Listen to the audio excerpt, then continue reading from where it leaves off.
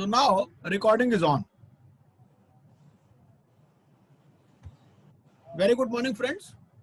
Today we will be discussing the topic Indian Stamp Act 1899.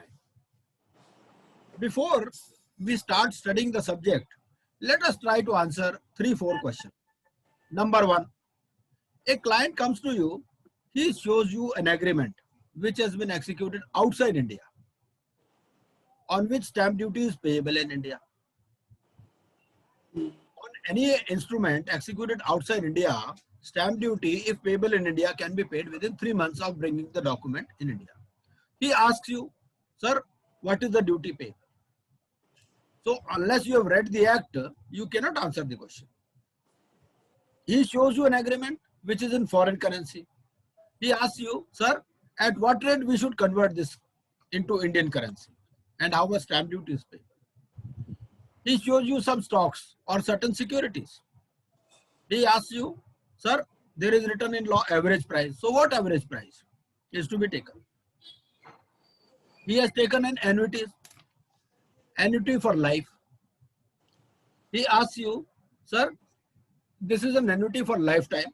So what period is to be considered? I'll be getting 50,000 per year and this is valid for my lifetime. So unless you know that the period in this case is 12 years multiplied by 50,000 and whatever is the stamp duty rate applicable, you cannot answer such questions. And in case annuity is for lifelong, without any maturity, even after death, annuity will be payable to your legal heirs, to your successors. Then in that case, the period is 20 years. Sir ये आगे PPT नहीं चल रही है अभी चला ही नहीं राजी मैं अभी तो जनरल डिस्कस कर रहा हूँ ठीक है okay in case the amount is indeterminate, you go through the agreement, you cannot find out any amount there. So in case the amount is indeterminate, the act says it can be at the pleasure of the parties, but you can enforce the agreement only up to that much amount. In case there is any inadequacy in payment of stamp duty, then you can pay the stamp duty before enforcing the agreement in court of law. The basic purpose of getting any document stamped is that it enables its legal enforceability. The document becomes legally enforceable only when you have paid the appropriate stamp duty on it. Then there is an example of instrument of exchange, and in case of partition in properties, so this stamp duty is to be paid by the persons who get respective shares in such partition. So these are some of the questions which are of practical importance and which we will be dealing with in this Indian Stamp Act.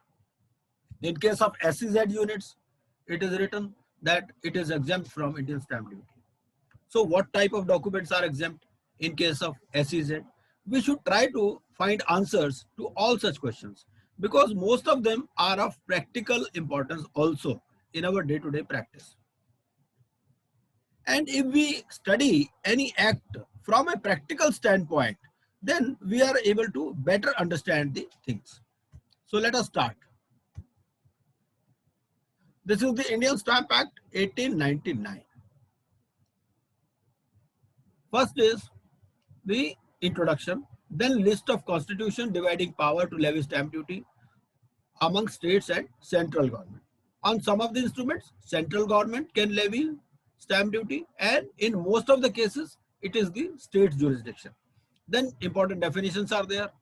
It says instruments which are chargeable with duty, how to decide nature of instruments, because stamp duty is payable based on the nature of instrument.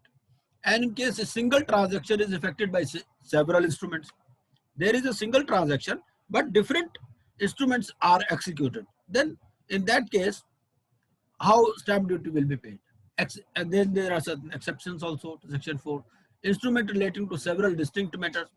There are several distinct matters which are clubbed in a single argument, in a single agreement. Then how stamp duty will be paid? Matters not to be considered as distinct matters. test of principal and ancillary transactions, because in the case of principal and ancillary transactions, stamp duty is payable on the principal transaction amount. Then instruments coming within several descriptions. In case instruments are coming with several descriptions, how the nature of instrument shall be decided. Then security is dealt in depository not liable to stamp duty. Valuation of duties, how it is to be done, how to compute duty in case of annuities. Then consideration to be set out, obligation to give receipt in certain cases, mode of payment of stamp duty or mode of stamping, use of adhesive stamps, cancellation of adhesive stamps, instrument on which duty is levied, only one instrument shall be written on one stamp paper. Then material alteration is there is in any agreement, then how it is to be dealt with.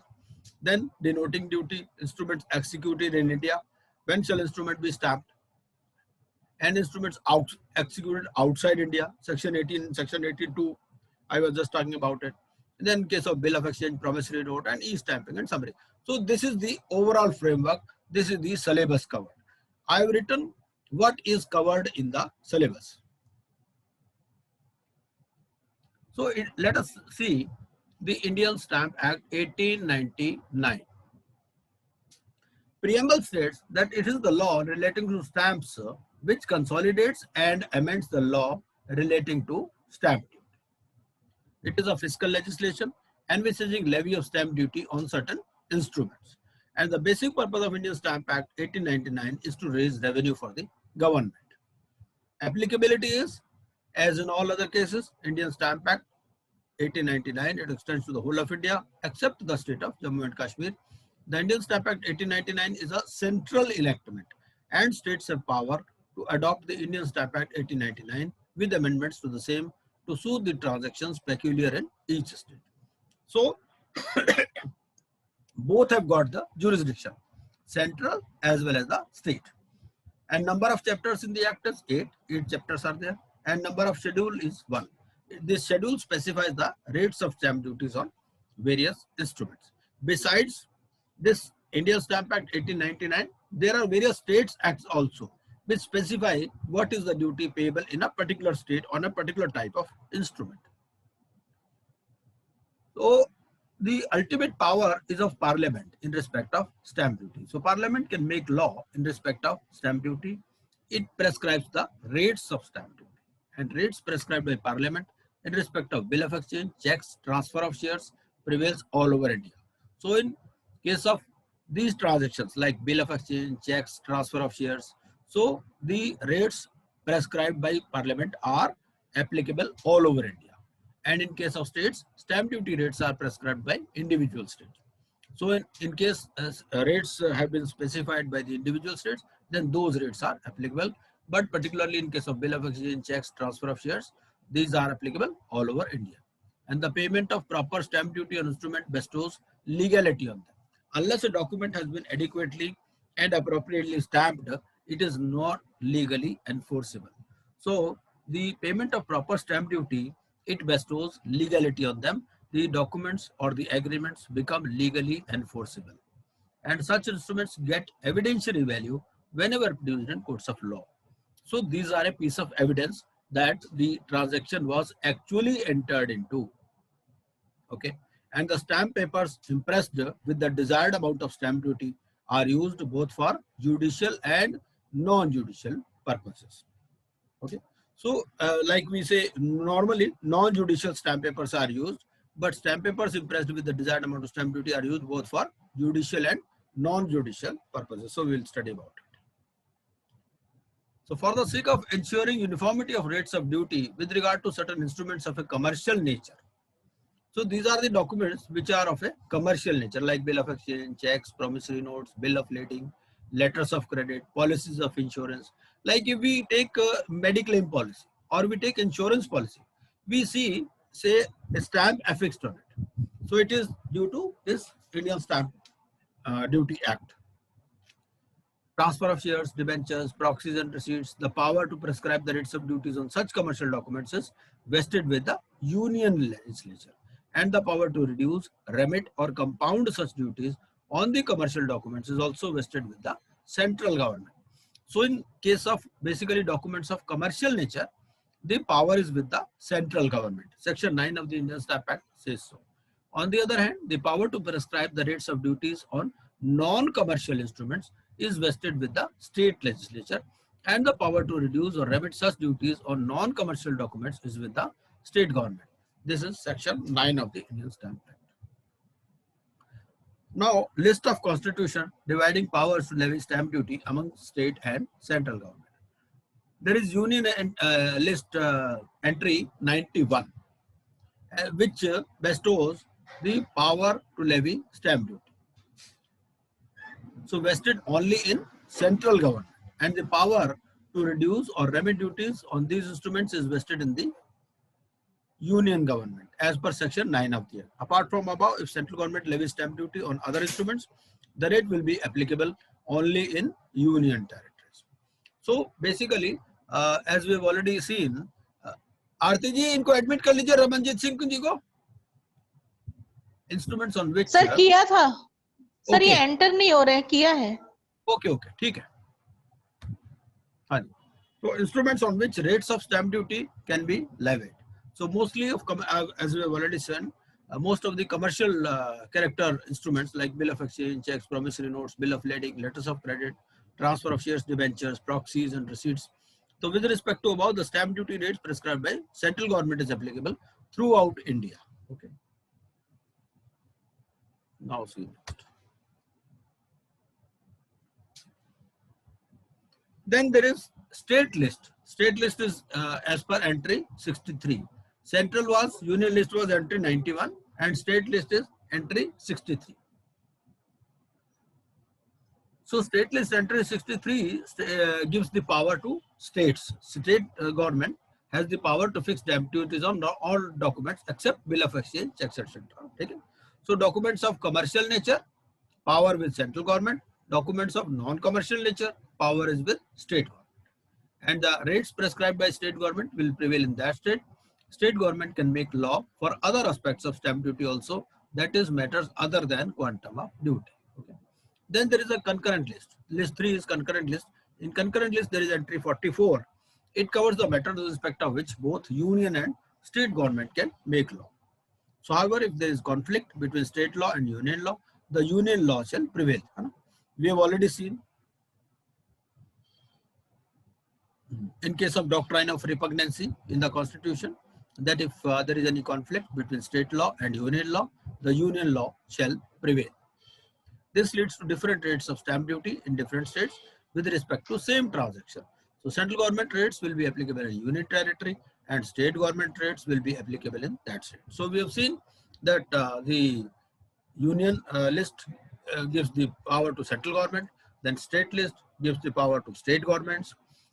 Power of central government is with respect to documents of commercial nature. Documents of non-commercial nature are covered by state government, and concurrent list also gives power both to central government and state government to make law relating to stamp duty. But in case of any conflict following the doctrine of repugnancy, the central law will prevail. The Indian Stamp Act 1899 is a central enactment, and states have power to adopt the Indian Stamp Act 1899 with amendments to the same to suit the transactions peculiar in each state. There are some important definitions in this Indian Stamp Act. One is the conveyance, the term conveyance. The term conveyance includes a conveyance on sale and every instrument by which property, whether movable or immovable, is transferred inter vivos and which is not otherwise specifically provided for by schedule. As we have seen, there is only one schedule which prescribes the rate. So the term conveyance includes conveyance on sale and every instrument by which property is transferred and which is not otherwise specifically provided for by schedule. It does not include a will. Section 2, subsection 10 says this. And following are chargeable as conveyance. All transfer of property, whether movable or immovable, on sale, which are not otherwise specially provided for by the schedule, are chargeable as conveyance. And not chargeable as conveyance, transfers which are otherwise provided for in the schedule are composition deed, exchange of property, gift, lease, mortgage, reconveyance, release, settlement, transfer, transfer of lease, declaration of trust. So basically, they are making a distinction between sale and transfer other than sale. So in case of transfer other than sale, it is not chargeable as conveyance, and conveyance has separate rate. Okay, and transfer, which is not chargeable as conveyance, rate is different. The expression inter vivos means during lifetime. Okay, we have seen here the term conveyance includes a conveyance on sale and every instrument by which property is transferred inter vivos. So a living person can only transfer the property. An instrument, section 214 defines an instrument to include every document by which any right or liability is or purports to be created, transferred, limited, extended, extinguished, or recorded. So section 214 gives the definition of instrument, and this definition is an inclusive definition and is not necessarily restricted to those documents which are specifically mentioned in the definition. So briefly stated, an instrument includes conveyance, leases, mortgages, promissory notes, and wills, but not ordinary letters or memoranda or accounts. Okay, so if there is an ordinary letter or memorandum or accounts, so these are not covered under the definition of instrument. On these, the stamp duty is not payable. The following instances may be noted. For example, an unsigned draft document. It is not an instrument because it does not create or purport to create any right, etc. So any document, any instrument which creates or purports to create any right can be classified as instrument and not otherwise. Any entry in register containing the terms of hiring of machinery is an instrument, where it is authenticated by the thumb impression of the hirer. The reason is that it purports to create a liability, etc. Like we have seen in case of insurance policies, in case of mediclaim policies, so they are considered as instruments. So stamp duty is accordingly payable. And a letter which acknowledges receipt of a certain sum as having been borrowed at a particular rate of interest and for a particular period, and that it will be repaid with interest on the due date is an instrument. A letter which acknowledges receipt of a certain sum as having been borrowed at a particular rate of interest and for a particular period, and that will be repaid with interest on the due date is an instrument. So a document, it may appear to be a letter, but basically the intent, the substance has to be seen rather than the form. So to classify a document as an instrument, so even if it is a letter written by one person which is acknowledging receipt of certain sum as having been borrowed at a particular rate of interest and for a particular period, and that will be repaid with interest on the due date, is an instrument. Suppose I'll give you an example. A person borrows rupees 1 lakh from another, and he signs on a simple piece of paper that I have borrowed a sum of rupees 1 lakh from this person for a period of 12 months at 12%, which and will be repaid after the repayable after the end of the year. So in this case, it will be deemed to be an instrument, although it is written on a simple piece of paper.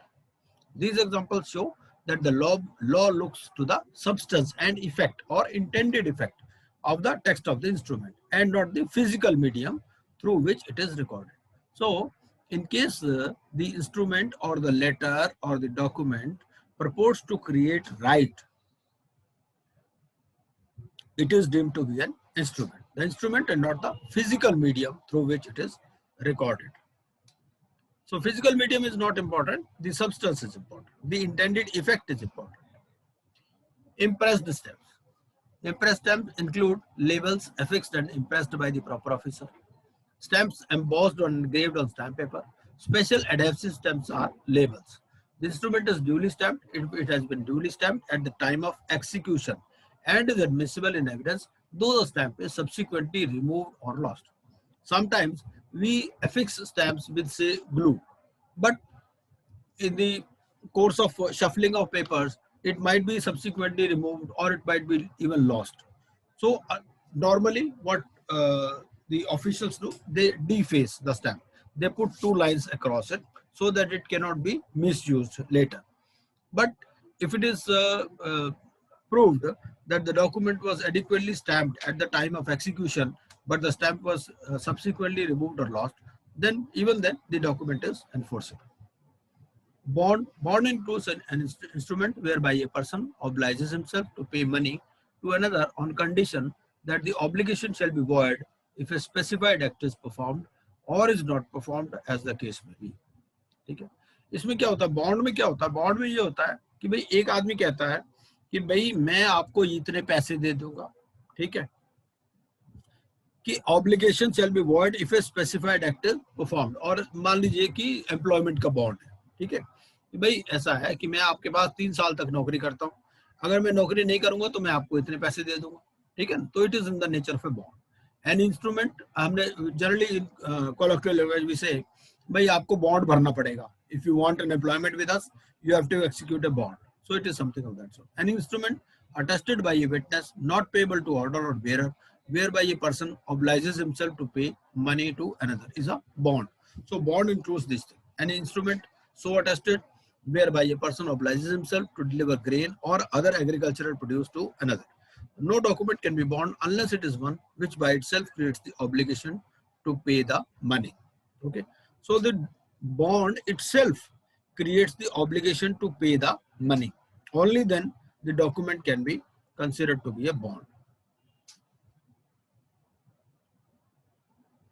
Then chargeable, as applied to an instrument executed or first executed after the commencement of the act, means chargeable under the act. So wherever the word chargeable has been used, it means chargeable under the act. And as applied to any other instrument, chargeable under the law in force in India when such instrument was executed. And where several persons executed the instrument at different times, first executed. So this is the definition of chargeable. Then receipt.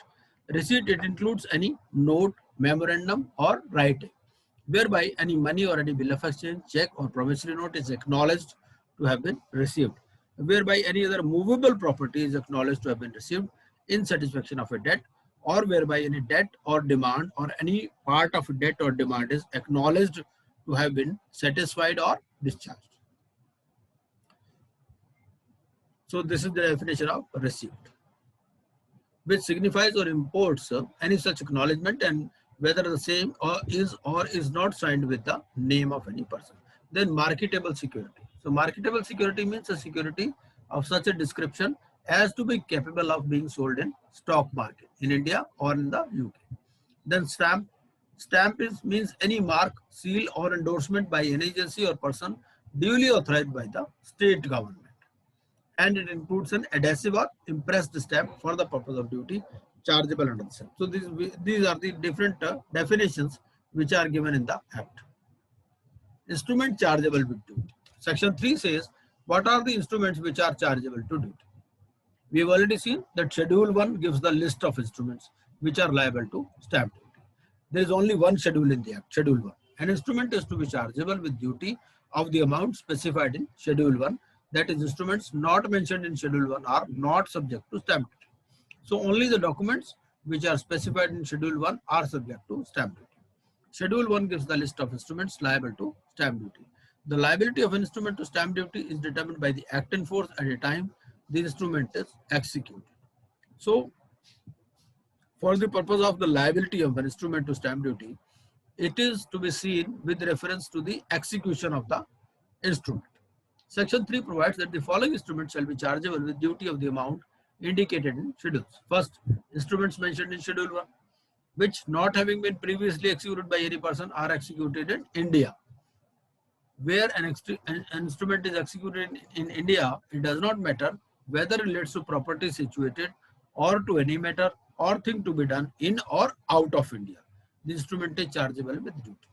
So if the place of execution of the instrument is India, even if the property is situated or it refers to any matter or thing to be done in or out of India, the instrument shall be chargeable with duty in India. Bill of exchange and promissory notes, we have already seen. These are documents of commercial nature.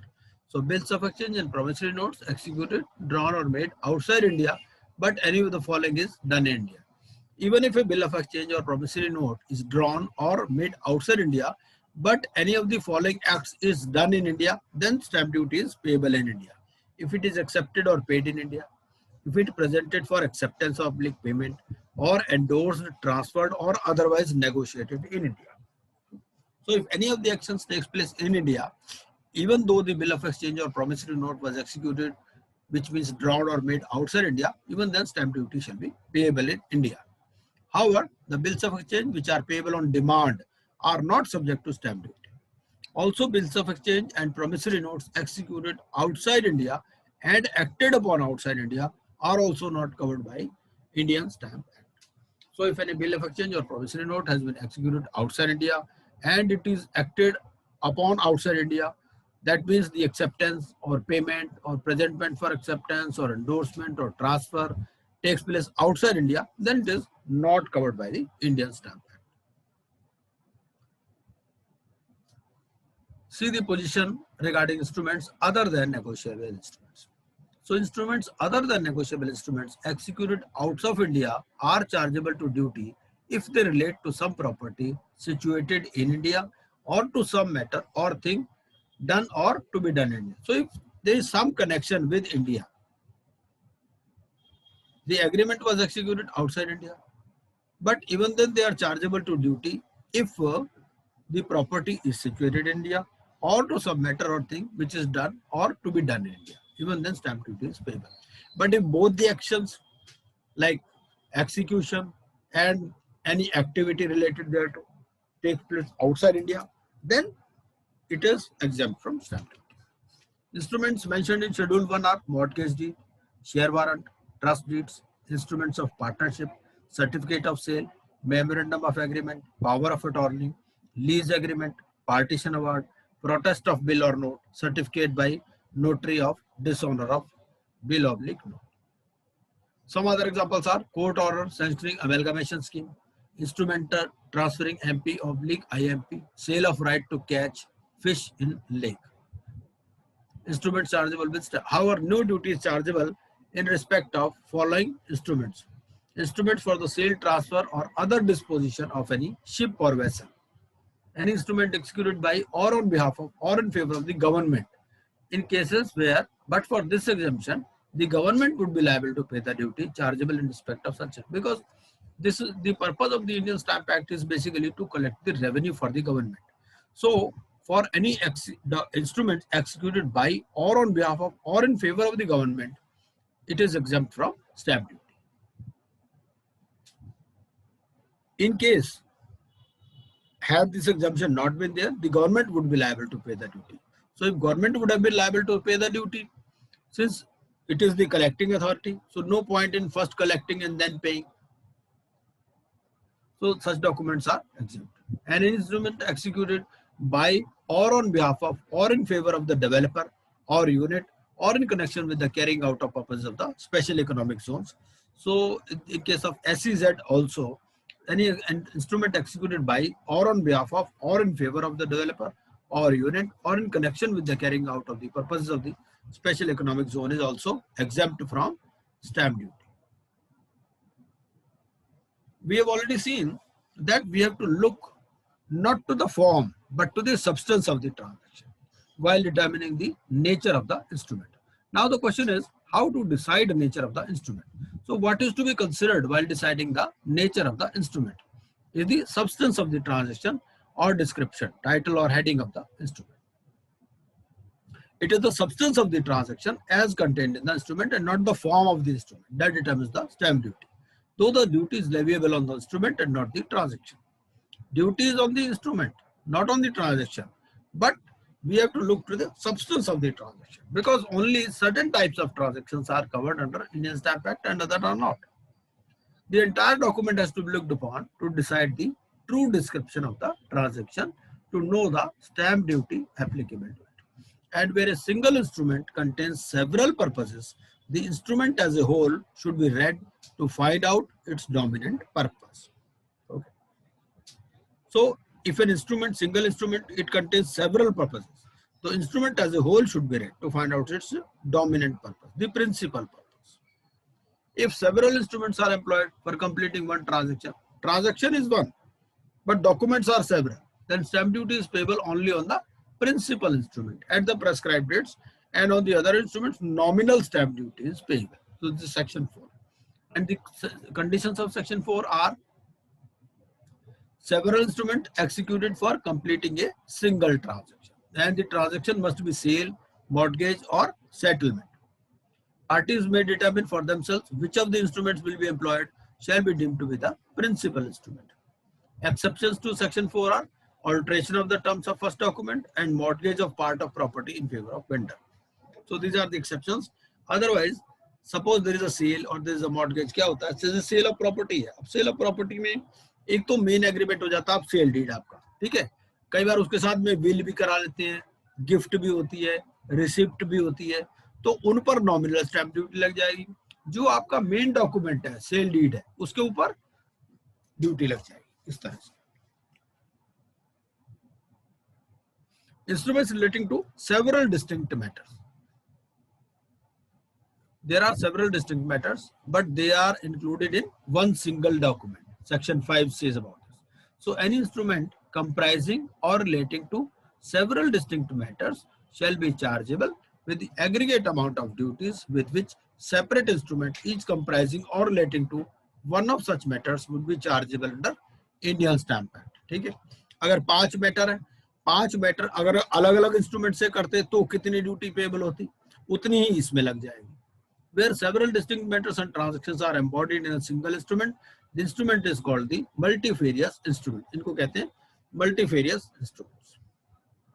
Meaning of distinct matter. अब distinct matter में क्या cover होगा? The expression distinct matter connotes distinct transaction. The term distinct matter means the matters of different kinds. एक तो है agreement of for service and lease. Service का भी agreement है उसमें और लीज का भी एग्रीमेंट है. Similarly, where a document under consideration both an agreement for dissolution of a partnership and a bond, it is chargeable under section 5 with aggregate duty with which two such separate instruments would be chargeable. उन्होंने दो की बजाय एक ही instrument बना दिया ताकि एक ही duty लगे, तो जो दो पर लगती वो इसे एक पर लग जाएगी. और ऐसे कौन से मैटर हैं which are not considered to be distinct matters? Following matters are not considered to be distinct matters. पहला, an agreement to refer any dispute whatever arising out of a contract. ठीक है, there is an agreement or there is a contract. So if this agreement refers to any dispute whatever arising out of the contract, so that is not a separate matter, that is not a distinct matter, it is part of the contract. Then if in a contract certain covenants, certain terms and conditions are specified in a mortgage of land that the mortgagor will pay the taxes of the land, this is not a separate matter. Documents pertaining to be mere acknowledgement of the other transaction. Okay, a provision in a deed of transfer of shares in a company that the transferee will hold the shares subject to the rules and regulations of the company. ये कोई distinct matter नहीं है. By way of examples they have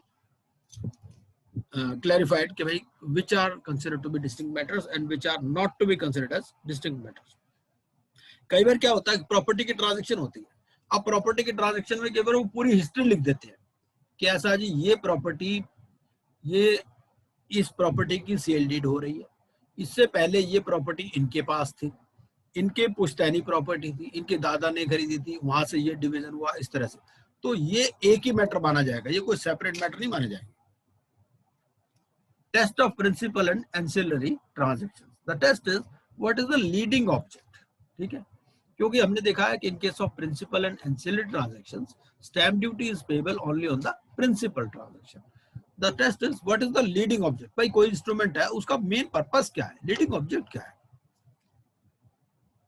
ठीक है, which is principal and which is ancillary. If an instrument taken with reference to its primary object is exempted, then stamp duty cannot be charged merely because matter ancillary to it is included and that matter is chargeable to stamp duty. अगर principal object जो है वो stamp duty से exempt है, ठीक है, तो ancillary matter पर फिर stamp duty नहीं ले सकती. Applicability of section 5. If there is only one leading object, section 5 will not apply. But if there is more than one distinct matter, then section 5 is applicable. ये अलग अलग sections की अलग अलग applicability. Section 5 तभी होगा when the document contains principal as well as ancillary matters. Section 6 क्या कहता है? Section 6 कहता है instruments coming within several descriptions, multi-description instruments. ठीक है? Section 6 applies only where the instrument contains only one matter but falls within two or more items in the schedule. ठीक है, matter एक ही है लेकिन जो आइटम स्पेसिफाइड है शेड्यूल में वो 2 या 3 आइटम में कवर हो रहा है, तो उस केस में क्या होगा? Section 6 covers cases where the instrument does not cover distinct matters but is ambiguous in regard to various entries given in schedule 1 to the act. ठीक है, शेड्यूल 1 में लगता है इस आइटम में भी कवर हो रहा है, इसमें भी कवर हो रहा है, तो in such cases section 6 clearly provides that the highest of the duties mentioned against the various descriptions against which the instrument is likely to fall is to be paid। ठीक है, वो 3 आइटम में cover हो रहा है। अब 3 item का तीनों का स्टैंप ड्यूटी रेट अलग अलग है, एक पर 5% है, एक पर 8% है, एक पर 10% है, तो जो हाईएस्ट है वो लगा देंगे। The provisions of section 6 are subject to the provisions of section 5, that is, if the instrument is containing the distinct matters, then section 6 shall not apply, because in such situation section 5 applies। तो mutually exclusive है, अगर 5 लगेगा तो 6 नहीं लगेगा, 6 लगेगा तो 5 नहीं लगेगा। However, nothing in the act shall render chargeable with duty exceeding 1 rupee a counterpart or duplicate of an instrument chargeable with duty in respect of which the proper duty has been paid। ठीक है भाई, कई बार copies बना लेते हैं documents की ना, 4 copies बना लेते हैं। मान लो पार्टीशन डीड है, भाई पार्टीशन डीड की 4 कॉपी बना लो, तो उसमें क्या है, उसमें 1 रुपए की ड्यूटी लग जाएगी। ठीक है, ऑन ए काउंटर पार्ट, और क्योंकि मेन डॉक्यूमेंट पर तो ड्यूटी ऑलरेडी पेड है। The following types of transactions can be included in a multi description instruments. कौन कौन से हैं ये? Documents of dissolution of partnership and partition deed, bond, obligation to pay an agreement for loan, promissory note and bond. फिर section 8A कहता है securities dealt in depository not liable to stamp duty. An issuer by the issue of securities to one और मोर depositories shall in respect of such issue be chargeable with duty on the total amount of security issued by it, and such securities need not be stamped, like dematerialization of security। भाई हम depository के पास अपने documents या securities या shares, ठीक है, उनको deposit करते हैं, तो उस केस में स्टैंप ड्यूटी नहीं लगेगी सेपरेटली, क्योंकि जब इश्यू ऑफ शेयर कैपिटल हुआ तब हमें स्टैंप ड्यूटी लग चुकी, जब सेल होगा फिर लगेगी। ठीक है, लेकिन हम डिपॉजिट करा रहे हैं तो डिपॉजिट पर नहीं लगेगी। Where an issuer issues certificate of security under section 14(3) of the Depositories Act, on such certificate duty shall be payable as is payable on the issue of duplicate certificate under this act। ठीक है, तो इस case में क्या होगा, जैसे duplicate पर लगती है तो उस डुप्लीकेट पर क्या 1 रुपए स्टैंप ड्यूटी लगती है। तो जब हमने डिपॉजिटरी के पास अपने सर्टिफिकेट इशू करा दिए, उसने हमें ये सर्टिफिकेट दे दिया कि भैया हमारे पास इनके ये शेयर हैं, ठीक है, तो उसकी स्टैंप ड्यूटी की बात कर रहे हैं। Transfer of registered ownership of securities from a person to a depository or from a depository to a beneficial owner. ठीक है भाई, एक आदमी के पास शेयर थे, उसने डिपॉजिटरी के पास जमा करा दिए, ठीक है, एनएसडीएल के पास जमा करा दिए, या डिपॉजिटरी से बेनिफिशियल के पास आ गए, तो उस केस में ट्रांसफर जो है, या beneficial ownership of securities dealt with by a depository, beneficial ownership of units, such units being units of mutual fund, including units of the Union Trust of India, by depositors shall not be liable to duty under this act or any other law for the time being enforced। आजकल क्या हो रहा है भाई, ऐसा होता है कि फिजिकल फॉर्म में तो होते नहीं सर्टिफिकेट या यूनिट्स या म्यूचुअल फंड, आपको डिपॉजिटरी के पास जमा कराने पड़ते हैं, डीमैट फॉर्म में रहते हैं, तो वहां आप डिपॉजिटरी के पास जमा करा रहे हो या डिपॉजिटरी आपको दे रहा है, या वहां से कोई वो सर्टिफिकेट इशू कर रहा है, सर्टिफिकेट पे तो 1 रुपए बता दिया उसने, डुप्लीकेट वाली ड्यूटी लगी। ठीक है, अदरवाइज इधर से उधर ट्रांसफर हो रही डिपॉजिट से टू एंड फ्रो, तो उस पर कोई ड्यूटी नहीं है। Section 9 says the power is to reduce the stamp duty, so government can reduce or remit whole or part of the duties payable। Reduction can be for the whole or part of the territories and for particular class of persons। ठीक है, तो किसी particular part of territory में या whole territory में या for particular class of person stamp duty से exemption दे सकते हैं गवर्नमेंट, क्योंकि गवर्नमेंट ने ही तो कलेक्ट करनी है ना ड्यूटी, तो government can compound or consolidate duties in case of issue of shares or debentures by companies. ठीक है, तो कंपाउंडिंग या कंसोलिडेशन भी पॉसिबल है। Government mean central government in case of bill of exchange, cheque, receipt, मतलब in case of commercial documents, and state government in case of state duties on stamp duties on other documents. ठीक है, तो जो non commercial nature के हैं वो state government के jurisdiction में, और जो कमर्शियल नेचर के हैं वो सेंट्रल गवर्नमेंट के जुरिस्डिक्शन में। तो वो चाहे तो माफ कर दे एक पर्टिकुलर टेरिटरी के लिए या पार्ट ऑफ टेरिटरी के लिए या फिर पर्टिकुलर क्लास ऑफ पर्सन। उसके बाद में सेक्शन 10 बात करता है duties how to be paid. This section provides as to how and the manner with which the duties are to be paid and indicated on instruments by means of stamps. The section enjoins that the state government may make rules. तो उसके लिए rules बनाते as regard the description of stamps, number of stamps, etc. पर भी। जैसे example दिया, in case of bill of exchange, hundi stamps have to be used. In case of letter of allotment of shares, letter of credit, promissory note and proxy, special adhesive stamp shall be used. ठीक है, तो ये specified है कहाँ पर क्या लगाना है। उसके बाद एडेसिव स्टैम्प्स की बात आती है, use of adhesive stamps section 11। तो the following instrument shall be stamped with adhesive stamp. एक तो ये है, पहला है instrument chargeable with a duty और नॉट एक्सीडिंग 10 नया पैसा। ये पुरानी बातें 1899 में एक्ट बना था। तो not applicable to parts of bill of exchange payable otherwise than on demand and drawn in sets. ठीक है, तो ये अलग अलग उन्होंने दिया हुआ है कि एडेसिव स्टैम्प्स कहाँ कहाँ लगानी है और कितने कितने की लगानी है। ठीक है, entry as an advocate, वकील और attorney, notarial acts, transfer. Adhesive stamps shall carry special words to indicate the use to which the stamps can be put. So section 11 uses the word may and not the word shall. This means that instrument referred to in section 11 can also be written on impressed stamp. Cancellation of adhesive stamp. Section 12 बात करता है कि purpose of cancellation is that the stamp duty, मैंने बताया ना जैसे crossing कर देते हैं उसके ऊपर ताकि वो दोबारा ना यूज हो सके, वरना वहां से निकाल के इंस्ट्रूमेंट से दोबारा यूज कर लेंगे। If a person fails to cancel the stamp, he becomes liable to penalty under section 63. Section 12 subsection 2, any instrument bearing an adhesive stamp which has not been cancelled is deemed to be unstamped. ठीक है, तो अगर कोई cancel नहीं की गई stamp तो मान लिया जाएगा कि अनस्टैम्प्ड है। Mode of cancellation of adhesive stamps की मोड ऑफ कैंसिलेशन कैसे होगा। सेक्शन 12 सबसेक्शन 3 कहता है it merely lays down as a guidance one of the ways in which an adhesive stamp can be cancelled by writing on or across the stamp his name or initials. Across the stamp या उसके ऊपर अपना नाम और initials लिख दो, या by writing the name or initials of his firm with the true date of his so writing or in either effectual manner. Consequences, अगर कैंसिल नहीं किया गया तो मान लिया जाएगा कि अनस्टैम्प्ड है, दोबारा लगानी पड़ेगी। Example is a pro note is stamped with several adhesive stamps. All the stamps must be cancelled, and if any one stamp is not cancelled, the instrument shall be deemed to be unstamped. ठीक है, penalty है for not cancelling stamp effectively is maximum 100 rupees. उसके बाद में आता है section 13 क्या कहता है, instruments stamped with impressed stamps how to be written. Instrument shall be written upon stamp paper in a manner that the stamp may appear on the face of the instrument and cannot be used for or applied to any other instrument. तो उसके face पर लगानी पड़ेगी instrument. The expression face of the instrument is not to be interpreted meaning that the document must commence on the side on which the stamp is impressed or that both sides of the paper or parchment may not be written upon. तो दोनों side पे भी लिख सकते हैं, ऐसा कोई जरूरी नहीं कि फेस का मतलब फ्रंट पे लिखा जाएगा। ठीक है, एंड मतलब दूसरी साइड स्टैम्प लगा सकती है, शुरुआत दूसरे साइड से हो सकती है डॉक्यूमेंट की।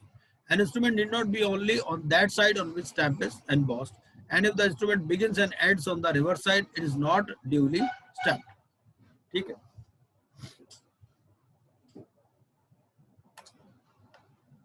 लेकिन इसमें क्या कहा गया कि भाई स्टैम्प लगा दी दूसरी तरफ और एक ही साइड पे वहीं से शुरू हुआ और वहीं पर ही खत्म हो गया, तो ये ड्यूली स्टैम्प्ड नहीं माना जाएगा, मतलब फेस पर लगनी चाहिए। भाई अगर दोनों साइड इंस्ट्रूमेंट लिखा जा रहा है, ए साइड और बी साइड में, ठीक है ना, तो आपने ए साइड पे भी लगा दी या बी साइड पे लगा दी तो चल जाएगा। लेकिन ऐसा नहीं कि आपने बी साइड पे तो स्टैम्प लगा रखी है और डॉक्यूमेंट जो है वो ए साइड से शुरू होकर ए साइड पे खत्म हो गया, तो फिर वो ड्यूली स्टैम्प्ड नहीं माना जाएगा। Only one instrument shall be written on one stamp paper. एक स्टैम्प पेपर पर एक ही इंस्ट्रूमेंट लिखा जाएगा। If an instrument chargeable with stamp duty has already been written, then second instrument chargeable with stamp duty shall not be written on same stamp paper. ठीक है, however an endorsement can be made upon an instrument for the purpose of transferring any right created evidence thereby getting the receipt of any money or goods, the payment or delivery of which is secured thereby. The object of section 14 is to prevent a stamped paper which has been used for one instrument from being used for another instrument thereby avoiding payment of duty in respect of second instrument. उसके बाद material alteration क्या है? Material alteration is one which alters or purports to alter the character of the instrument itself, ठीक है, and which affects or may affect the contract which the instrument contains or alters evidence of any charge or varies the liability under the instrument in any way. ठीक है, आपने document execute करा दिया तो बाद में उसका ऑल्टरेशन नहीं आप कर सकते, मटेरियल ऑल्टरेशन नहीं कर सकते. An alteration which vitiates the instrument as could cause it to operate differently was also held to be a material alteration. भाई ऐसी कोई ऑल्टरेशन नहीं कर सकते जिससे उसका इफेक्ट ही चेंज हो जाए, उसका कैरेक्टर ही चेंज हो जाए, ठीक है, या लाइबिलिटी ही चेंज हो जाए. An alteration which may affect the contract which the instrument contains is a material alteration. ठीक है. सेक्शन 15 क्या है? कौन सी, अगर आप 13 या 14 को फॉलो नहीं करते तो क्या होगा, इसको अनस्टैम्प्ड मान लिया जाएगा. And to be inadmissible in evidence as not being duly stamped. Denoting duty. Section 16. So as stated in section 4, an instrument is charged with primary instrument at rates specified in schedule 1. Schedule 1 में rates दिए हुए हमारे, ठीक है, और जो ancillary instrument है, जो secondary instruments है, उन पर ₹1 की stamp duty लगनी है, ठीक है. The object इसका क्या है? The object of this section is to save the parties from the trouble of producing the second instrument by providing that the payment of duty on the second instrument may be denoted on the first instrument by endorsement under the hand of the collector. ठीक है, तो इसमें क्या कह रहा है? वो कह रहा है कि जो सेकंड पर क्या, सेकंड पर ₹1 की ड्यूटी लगनी है.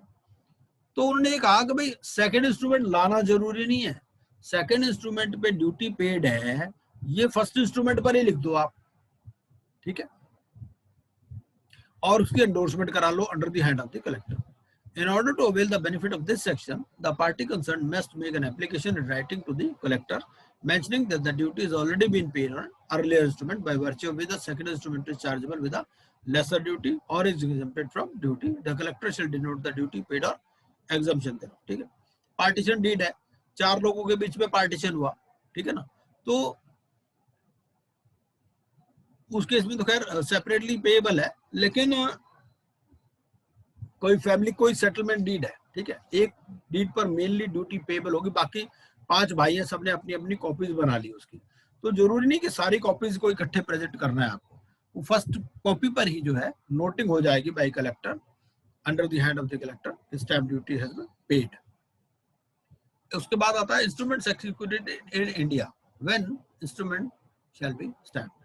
अब क्या होता है, कुछ डॉक्यूमेंट्स, कुछ इंस्ट्रूमेंट्स होते हैं जो इंडिया में एक्सिक्यूट होते हैं, कुछ होते हैं जो बाहर एक्सिक्यूट. तो 17 उनकी बात करता है जो इंडिया में एक्सिक्यूट हो रहे हैं, 18 बात करता है जो बाहर एक्सिक्यूट हो रहे हैं. तो this section makes provision as regards the timing of stamping of instrument executed in India. तो stamp duty should be done before or at the time of execution. भाई या तो जब आप एक्सिक्यूट कर रहे हो डॉक्यूमेंट, जब साइनिंग कर रहे हो, या तो तब स्टैम्प ड्यूटी दो या उससे पहले दे दो. लेकिन आपने डॉक्यूमेंट एक्सिक्यूट कर लिया, उसके बाद में अगर आप स्टैम्प ड्यूटी देते हो तो वो वैलिड नहीं है. However, section 10A allows payment of cash into government, the treasury, when there is shortage of stamps in any district or stamps of required denominations are not available within 4 months from the date of his execution or first execution. ठीक है, मान लो stamp ही available नहीं है treasury में, तो उस case में आप 4 महीने के अंदर भी आप पेमेंट कर सकते हो, बट नॉर्मली आपको either at the time of execution और बिफोर एक्सिक्यूशन आपको पेमेंट करनी है. सेक्शन 18 बात करता है instruments executed outside India. Instrument execute हुआ आउटसाइड इंडिया में. This section applies to instruments other than bills and notes executed out of India. ठीक है, बिल्स ऑफ एक्सचेंज के बारे में तो हमने पहले ही पढ़ लिया कि बिल ऑफ एक्सचेंज या नोट्स जो एक्सिक्यूटेड आउटसाइड इंडिया, या तो वो प्रेजेंट यहाँ पर हो, ठीक है ना, तो उस केस में तो ड्यूटी इंडिया में पेबल होगी. ठीक है, ये बात करता है section 18. It applies to instruments other than bills and notes executed out of India and received in India which attract duty according to the laws in India. जैसे a power of attorney executed outside India but to be acted upon in India requires to be stamped in India. ठीक है भाई, एक foreign company है, foreign company ने India से कोई solicitor appoint किया, ठीक है, वो पावर ऑफ अटॉर्नी बाहर से साइन होके आ गई. ठीक है, एमएनसी कंपनी के सीईओ ने साइन कर दी, कि भैया सुनील रस्तोगी जी को हम अपना सॉलिसिटर अपॉइंट करते हैं, ठीक है, उस पर एक्शन तो इंडिया में होना है, तो उस पर स्टैंप ड्यूटी इंडिया में लगेगी, ठीक है, and that within the time prescribed by this section, that is within 3 months after their arrival in India. तो कोई भी document which has been executed outside India but which is required to be acted upon India, उस पर stamp duty with in 3 months after their arrival in India. तो जब वो power of attorney यहाँ receive हुई उसके 3 महीने के अंदर स्टैंप ड्यूटी उस पर पेबल है।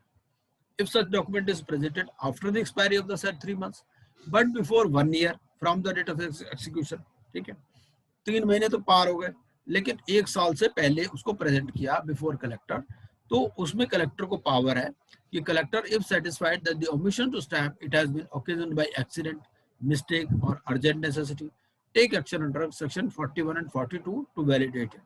Such instruments presented after 1 year from the date of execution should be impounded under section 33, ठीक है। तो 1 साल के बाद तो हो ही नहीं सकते, 1 साल से पहले हो सकते हैं कलेक्टर की पावर से। सेक्शन 18(2) क्या कहता है? सेक्शन 18(2) कहता है कि where such instrument cannot with reference to the description of stamp prescribed therefor be duly stamped by a private person, it may be taken within the said period of 3 months to the collector, ठीक है।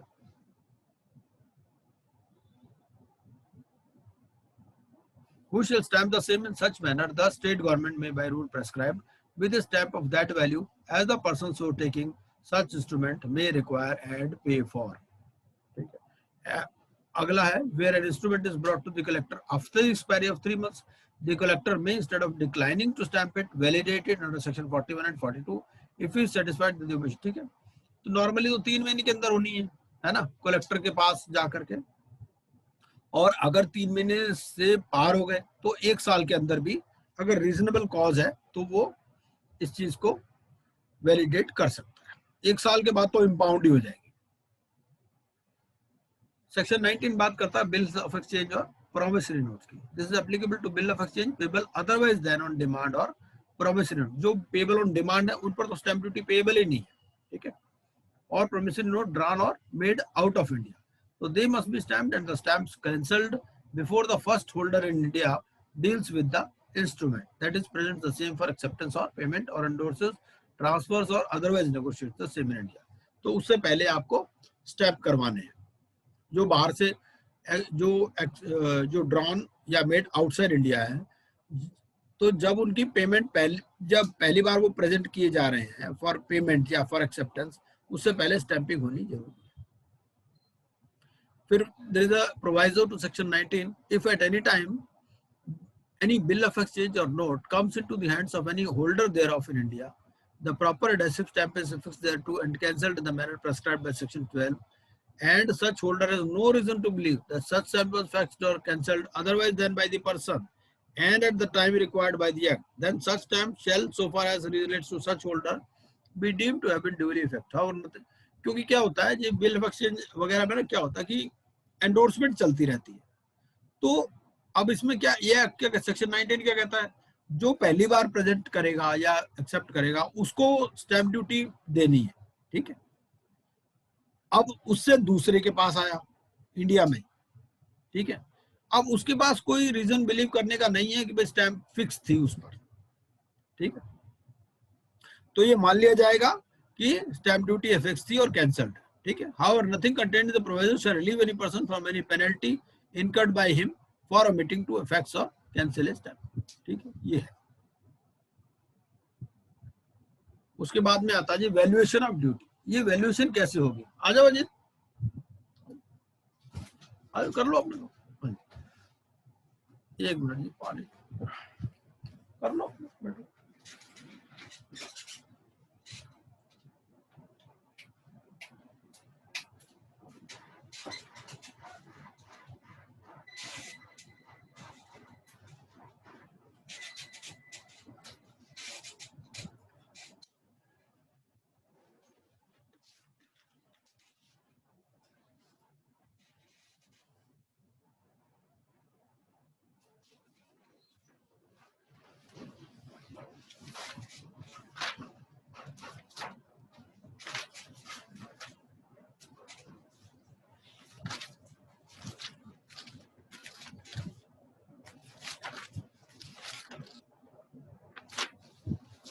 हाँ जी। तो यहाँ पर थे हम, यह है सेक्शन 20 और सब सेक्शन 21। तो बेसिस ऑफ चार्जिंग क्या है, एड वैलोरम है, और कंसिडरेशन क्या है, कंसिडरेशन है money expresses in currency other than Indian currency. ऐसा होता है कई इंस्ट्रूमेंट ऐसे होते हैं जहां पर मान लीजिए कोई एग्रीमेंट एक्सिक्यूट हुआ अफगानिस्तान में, ठीक है, या कोई हुआ सऊदी अरब में, अब वहां पर इंडियन करेंसी नहीं लिखी गई, क्योंकि नॉर्मली जो अमाउंट लिखा जाता है उसके बेसिस पर या उसकी परसेंटेज होती है स्टैम्प ड्यूटी, ठीक है। अब इसमें बात करता है कि भाई कैसे कैलकुलेट करनी है, ठीक है, या कोई ऐसा इंस्ट्रूमेंट है जहां पर अमाउंट पता ही नहीं चल रहा, उस एग्रीमेंट को पूरा पढ़ लिया, कहीं अमाउंट का कोई जिक्र ही नहीं पता चल रहा, ठीक है, तो उस केस में कैसे करनी है, कोई स्टॉक है, कोई मार्केटेबल सिक्योरिटी है, उस केस में कौन सा प्राइस हमें लेना है।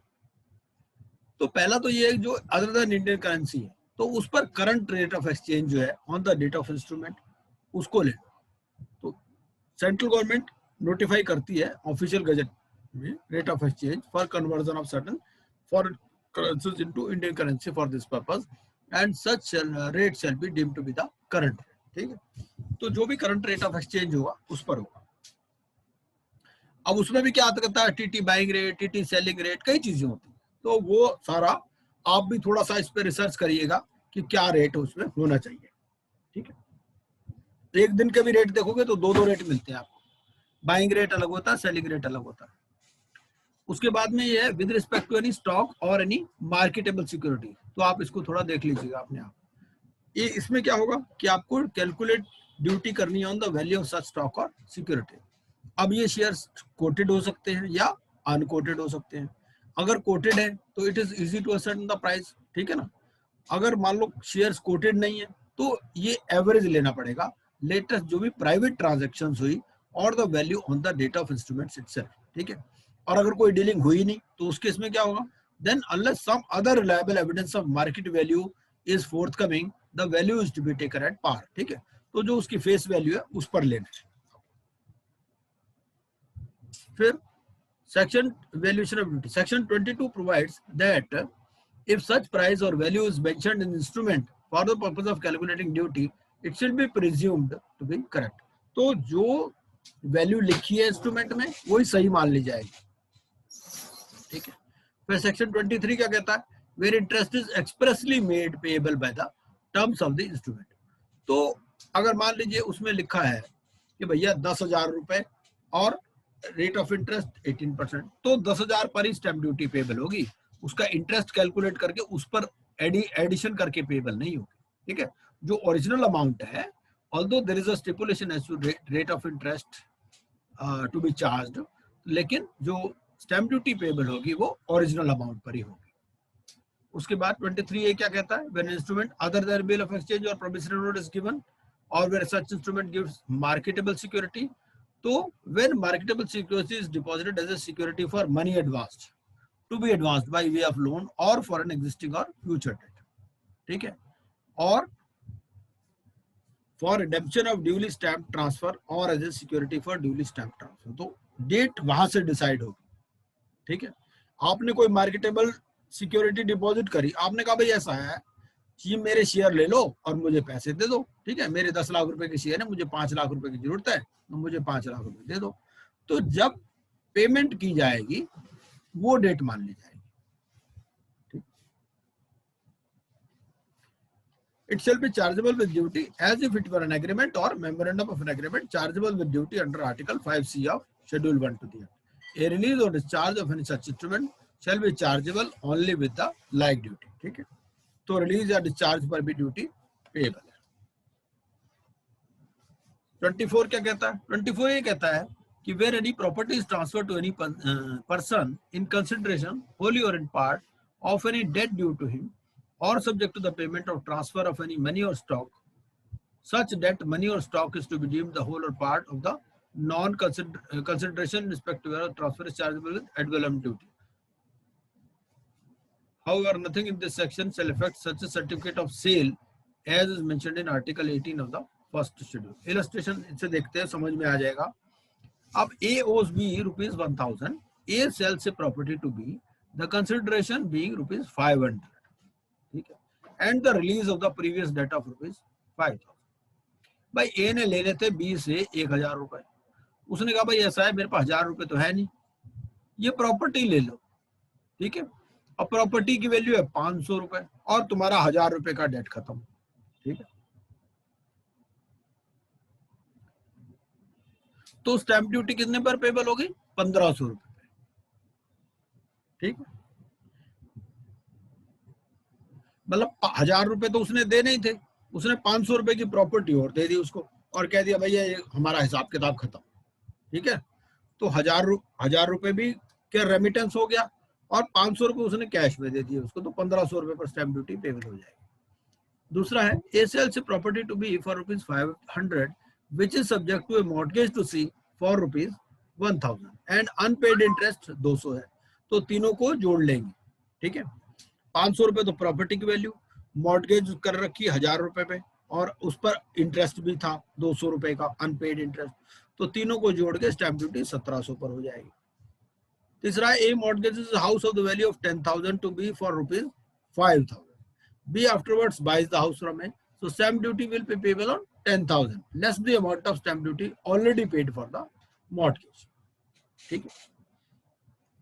10,000 की वैल्यू का मकान है, उसने मॉर्टगेज डीड करवा रखी है, मॉर्टगेज करवाई 5,000 रुपए लिए मॉर्टगेज के बदले, ठीक है।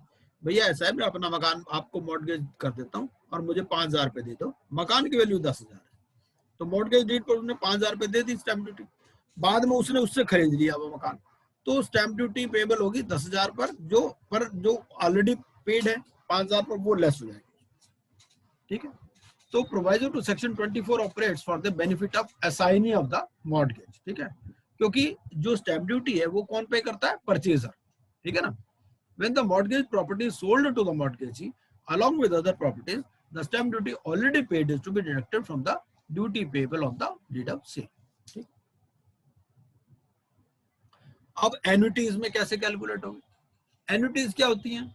हमें मालूम है कि जैसे मान लीजिए एक आदमी रिटायर हो गया, अब वो क्या कहता है भाई ऐसा है मैं 50,000 रुपए जमा करा देता हूँ, मेरे को पूरी लाइफ आप 5,000 रुपए देते रहना हर महीने, ठीक है, मेरे मरने के बाद भी देते रहना, मेरे बच्चों को देते रहना, उनके बाद उनके बच्चों को, ठीक है, परपेचुटी के लिए।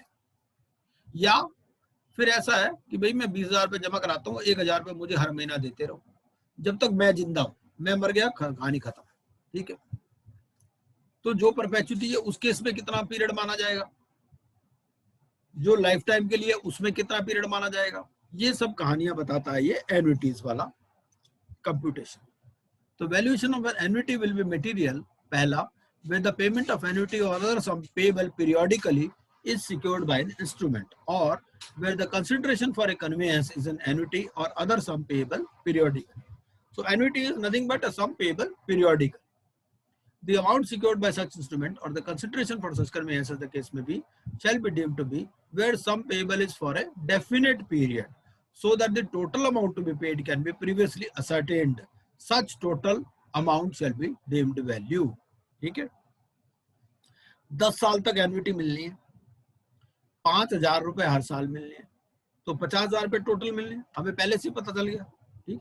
दूसरा, where the payment is in perpetuity और फॉर एन इनडेफिनेट पीरियड, हमें पीरियड का पता ही नहीं, not terminable with any life, कोई की डेथ भी हो जाए उसके बाद भी मिलती रहेगी, at the date of such instrument or conveyance the amount payable for 20 years would be taken, ठीक है। 5,000 रुपए मिलते रहेंगे टिल परपेचुटी, तो 5,000 इंटू 20 मान लेंगे उसको, ठीक है। पहले केस में क्या है? पहले केस में तो अमाउंट ऑलरेडी असर्टेंड है, उसमें पीरियड लिखा हुआ है 10 साल तक मिलनी है, 5,000 इंटू 10। दूसरे में टिल एटर्निटी मिलनी है 20 साल, calculated from the date on which first payment becomes due. Where the payment is in perpetuity और for an indefinite period terminable with any life in between, ठीक है। मिलती तो रहेगी, जिंदा रहोगे चाहे 200 साल तक जिंदा रहो, 200 साल तक मिलती रहेगी, लेकिन जैसे डेथ हुई खत्म हो जाएगी, तो 12 साल मान लिया जाएगा, ठीक है। Terminable with any life in being at the date of such instrument or conveyance the amount payable for 12 years will be taken for assessment of the duty, so calculated from the date on which the first payment becomes due, ठीक है। 5,000 रुपए हर साल मिलनी है, ये उसमें लिखा गया है कि भाई जैसे डेथ होगी खत्म हो जाएगी 12 साल मान लेंगे, 60,000 पर स्टैंप ड्यूटी पेबल हो जाएगी। Illustration is by document A binds himself and his posterity descendants on the security of some immovable property for the annual payment to a temple of rupees 2,200, which is a mortgage chargeable with duty calculated on 20 years के लिए। ठीक है, तो 20 years का इसमें मान लिया जाए।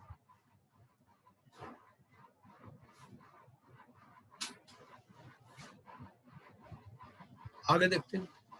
सेक्शन 26 कहता है where the value of the subject matter is indeterminate।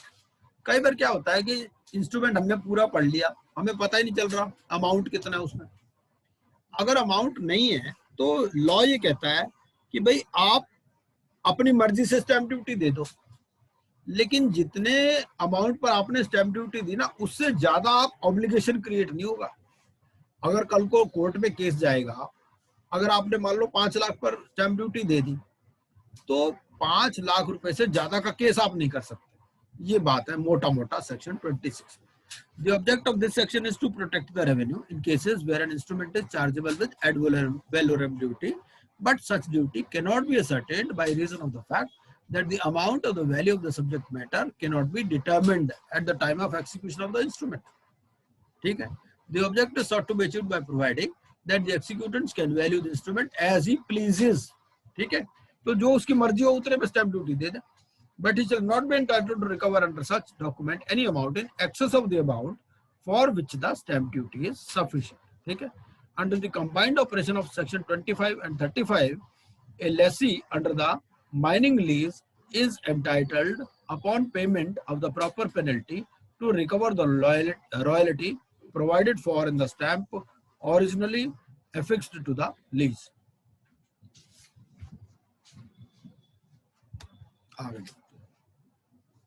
Section 26 applies only when the instrument is chargeable with ad valorem duty, and section 26 has two provisos। पहला प्रोवाइजो क्या कहता है, माइनिंग लीज के केस में on the estimated value of royalty or the share of the produce, उस पर ये stamp duty payable होगी।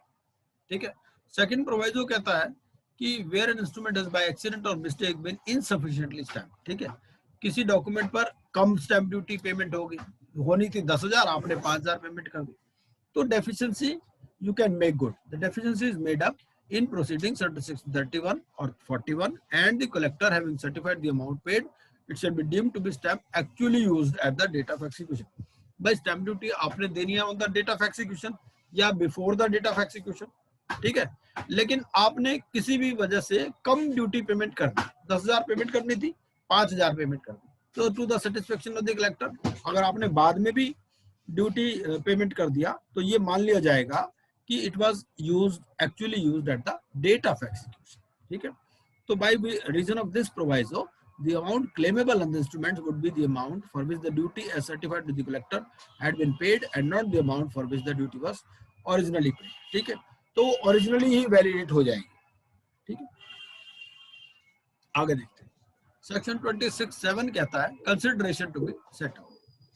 So mention fully and truly in the instrument। पहले एक तो consideration आपको mention करनी है, और all other facts and circumstances affecting the chargeability of an instrument with duty or the amount of duty। तो ये सारी बातें आपको उसमें स्पेसिफाई करनी है इंस्ट्रूमेंट में, क्योंकि भाई पता कैसे चलेगा कि प्रॉपर स्टैंप ड्यूटी आपने दी कि नहीं। जैसे मान लो आपने सेल डीड एक्सिक्यूट कर रहे हो, तो आप सेल डीड पर लिखोगे कि भाई ऐसा है कि जैसे आजकल सर्कल रेट है, भाई सर्कल रेट इतना है, मार्केट रेट इतना है।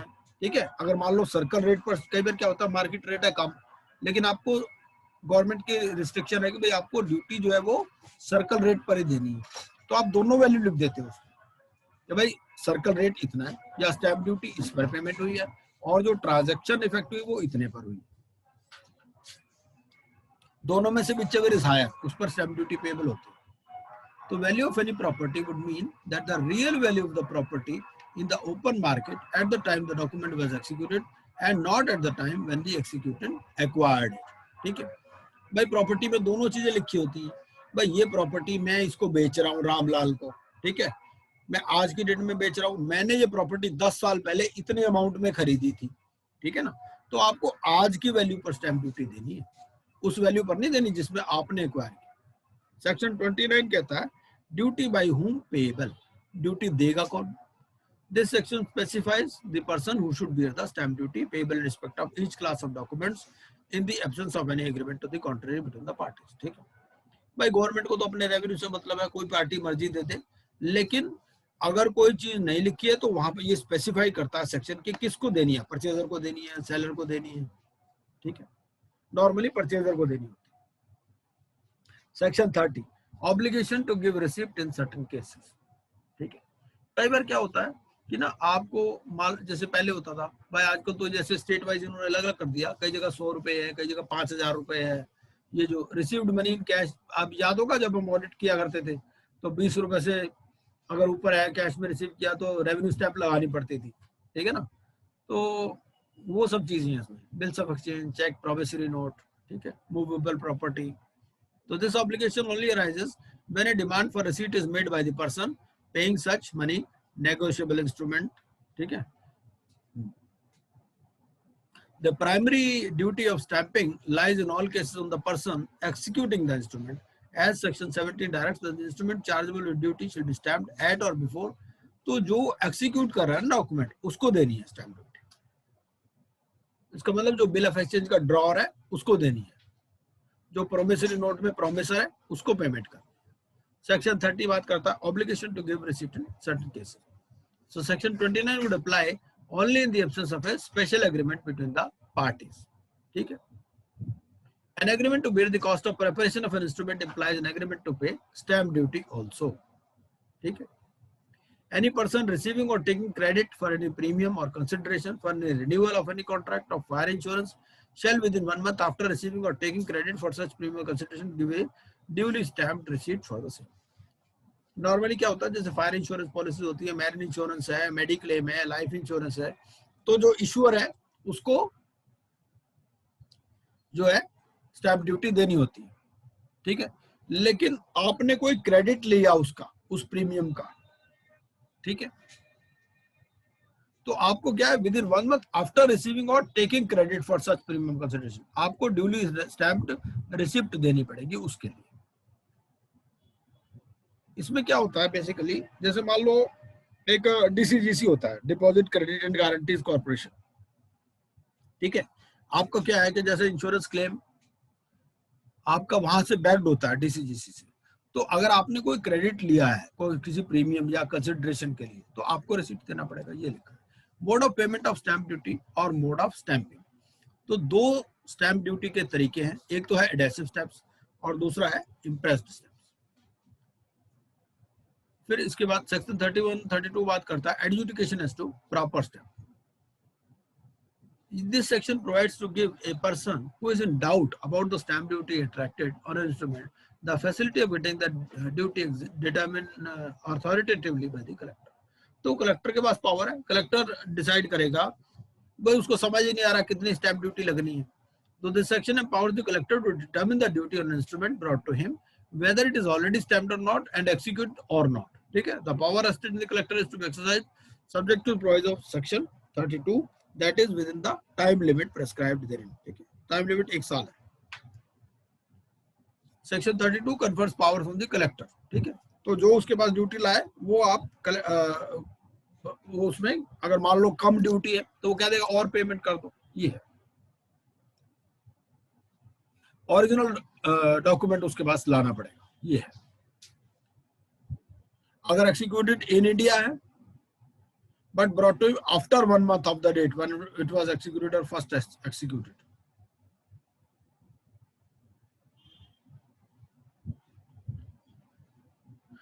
तो इसमें क्या होता है, कोई आदमी अनश्योर है कि भाई कितनी स्टैम्प ड्यूटी लगनी है, तो कलेक्टर एंडोर्समेंट कर देगा उस पर, उसके ऊपर कि proper duty has been paid on the instrument. लेकिन इसकी 3 एक्सेप्शन है जिसमें जो इसमें ऐसी एंडोर्समेंट नहीं कर सकता। कौन कौन सी 3 एक्सेप्शन? पहला है if it is instrument executed in India but brought to after 1 month of the date when it was executed और फर्स्ट एक्सिक्यूटेड। ठीक है, तो 1 महीने के बाद डॉक्यूमेंट उसके पास लाया गया। ठीक है, अगर बाहर एक्सिक्यूट हुआ तो 3 महीने के बाद लाया गया। अगर कोई प्रोमिसरी नोट है, बिल ऑफ एक्सचेंज है, ठीक है, तो उसमें क्या है, with duty not exceeding, with duty not exceeding 10 नए पैसे, तो उसमें कुछ अमाउंट के रिस्ट्रिक्शन। तो इन इंडिया है तो 1 महीने के अंदर उसके सामने पेश करो, कलेक्टर के सामने, और अगर आउटसाइड इंडिया है तो 3 महीने, और अगर कोई प्रोमिसरी नोट या बिल ऑफ एक्सचेंज है, ठीक है, तो उसमें क्या है, ड्यूटी नॉट एक्सीडिंग 10 नए पैसे। सेक्शन 33 कहता है एग्जामिनेशन एंड इंपाउंडिंग ऑफ इंस्ट्रूमेंट, ठीक है। अब 33 में पावर है ऐसे इंस्ट्रूमेंट को इंपाउंड कर लो जो प्रॉपरली स्टैम्प्ड नहीं है, ठीक है। It imposes an obligation on courts and public officers to examine every instrument produced or coming before them to ascertain, ठीक है। और मेन इसका पर्पस क्या है, to protect the revenue and the court or public officer है, it must exercise the power under this section suo motu. उसके पास कोई डॉक्यूमेंट ऐसा लाता है जो प्रॉपरली स्टैम्प्ड नहीं है तो उसको इंपाउंड करने की पावर है, सेक्शन 33। सेक्शन 35 क्या कहता है, instruments not duly stamped are inadmissible in evidence, ठीक है, तो उनका कोई, it has got no legal enforceability.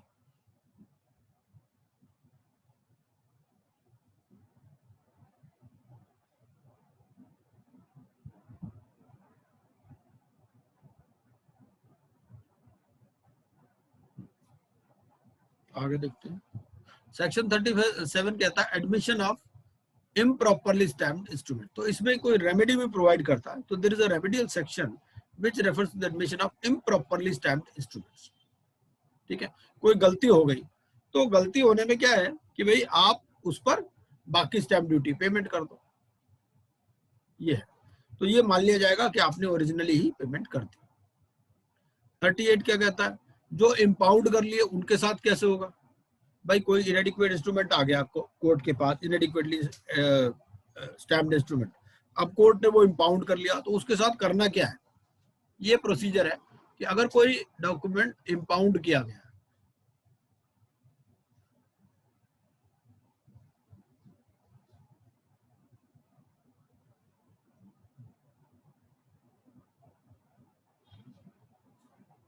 तो कोर्ट वो डॉक्यूमेंट को कलेक्टर के पास भेजेगा for levy duty and penalty.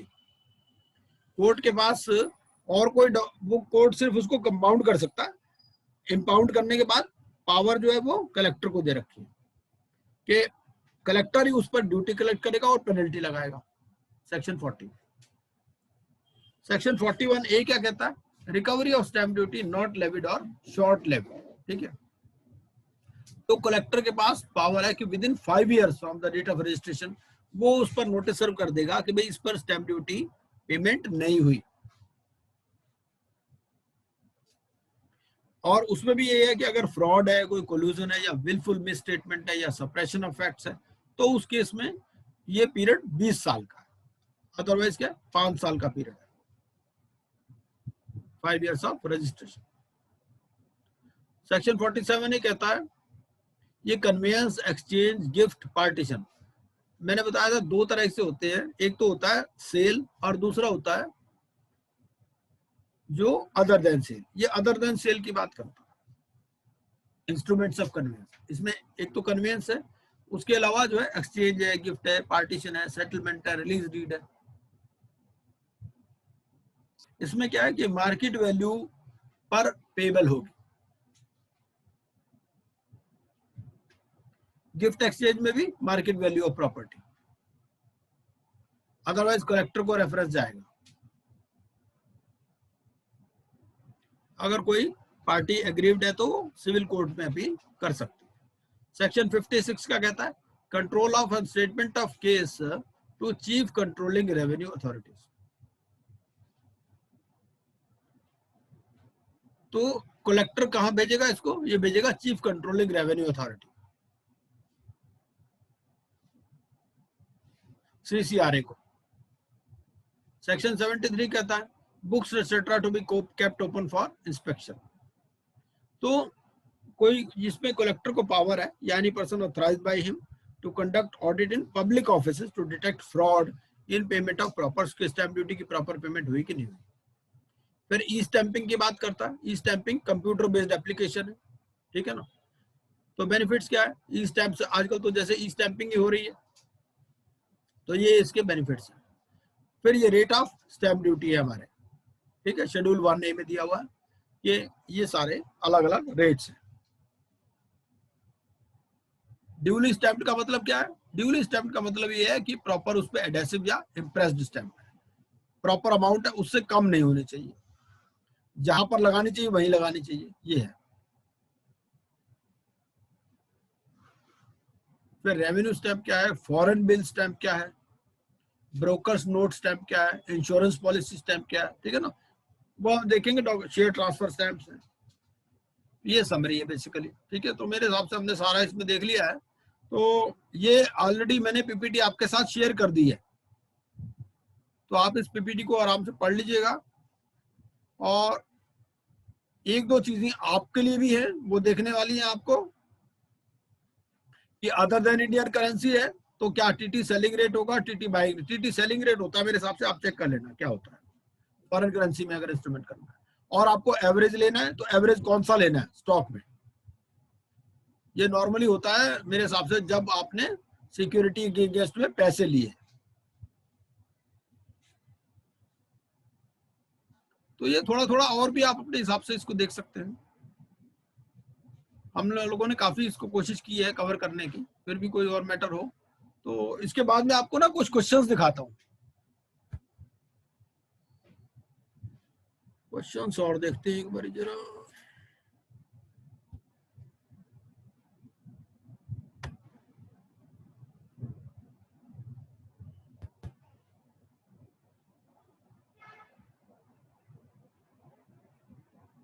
Question से पहले मैं जरा रिकॉर्डिंग एक बार बंद कर देता हूँ, उसके बाद क्वेश्चन।